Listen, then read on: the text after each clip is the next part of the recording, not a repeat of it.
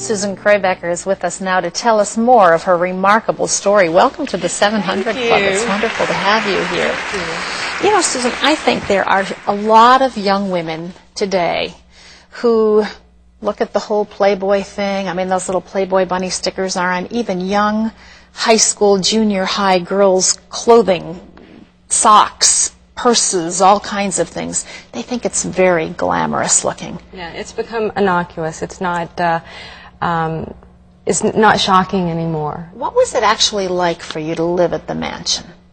Well, at first I was terrified because, you know, there are things you hear about the mansion, and most of those things are exactly what you hear. But then you get used to it, and you get dangerously accustomed to things that before would have shocked you, and you lose that shock factor. The minute that something doesn't shock you that used to shock you, you better check yourself, because it's very hard to go back. Happens before you know it, doesn't it? It really does. You have overcome so much from your past. How did you find healing from the things that began early on in your life as a child? Well, when I was going through the sexual abuse, I couldn't tell anyone. I was afraid to tell anyone. I was told not to tell anyone. And then my mother found my grandfather doing it to me, and I just remember thinking that I must be the strongest little girl in the whole world because of that Bible verse that says God will not give you anything harder than you can handle. So my first thought was, then I must be the strongest little girl in the whole world, because, I mean, I don't know anybody that's gone through what I've gone through. So that was my first reaction, and thank God that I had been marinated in the scripture from Bible school and when I was little. Sunday school. Because I probably would not have had that reaction. Were you ever able to forgive your grandfather? Did you come to a place where you could release that? I felt sorry for him the minute that I realized it was wrong. My grandfather was confronted by my parents, and he said, "She told me to do it." And when he said that, I saw he was scared. And he just looked scared, and he was shaking, and I felt sorry for him then. I was so ashamed after I realized that he'd been having what was called sex. I didn't know what it was called. And then I was very ashamed, but then I looked at him, and I felt so sad for him to be being yelled at by adults and shaking, and I really forgave him right away. Where did you go with the shame that you felt? How did you deal with that? I didn't deal with it well. After it was over, you know, there was no therapy. I lived in the Deep South, middle-class family. There was no therapy, and when it was over, it was like, that's the past. We're not going to talk about it. So I never got to talk about it. I could only think about it, and it was something that you think about all the time because it was happening to me for so long that it was a part of my daily life, and all of a sudden I'm realizing what a horrible thing has happened to me. So I really would have loved to have died when I was 8. You know, I just couldn't believe that this thing happened to a little girl like me.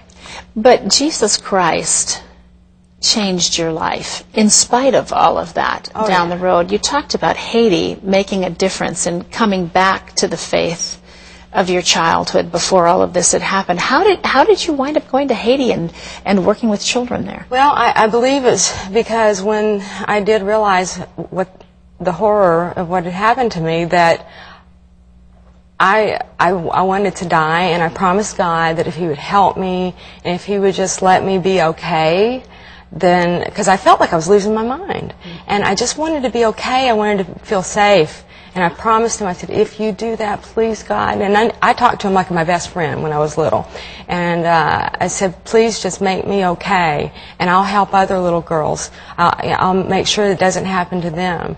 And when I went to Haiti, the first time that I went there, I slept in the slum the first night, and I remember thinking, this is the first time in my life that I feel equal, that I feel on the same level. And these were peasants, and they, you know, were so poor and had nothing, and that's exactly how I felt when that happened to me. I felt like I had been stripped of my childhood, of everything that I believed in and thought.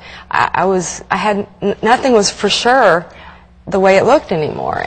It's almost like Jesus gave you a vision that your life Totally could matter Oh, for other people. I thought to myself, now it makes sense that all that happened to me, because I looked at those little children, and some of them had the same look in their eyes as I did when I crawled up on the bathroom counter and looked in the mirror when I was little and wiped my tears. I mean, I could just, it's so much easier to wipe someone else's tears when you've dried your own. Yeah.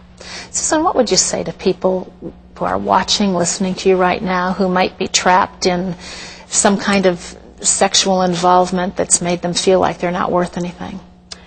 First of all, get up again and reach up, and someone will certainly be there to grab your hand, and it'll be God. And the thing is, I didn't think the door would be unlocked when I went back. I mean, I was pretty sure that door was just closed on me. But I tell you, I never felt so more loved than when I loved him the first time. Yeah. I want to say to all of you who are watching today that it's never too late to go back to the Father heart of God. In fact, he's been waiting for you for a long time. So if Susan's story today has touched and stirred something in your heart, maybe you're somebody who's sitting in front of your computer watching this, and you're using that computer for things that are making you feel filled with shame. That's not what God created you for. You're a child of the King. You need to reach up, grab his hand, and live like that.